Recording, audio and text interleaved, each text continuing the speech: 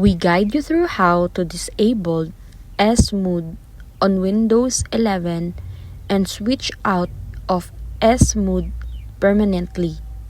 First thing you need to do is click the Start menu, open Settings, then go to System and select Activation.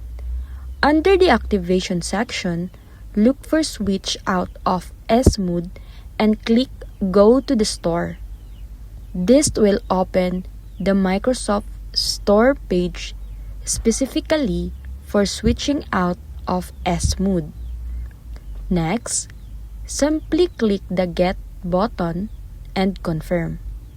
Once the process is complete, your PC will exit S-Mood and allow you to install apps from outside the Microsoft Store.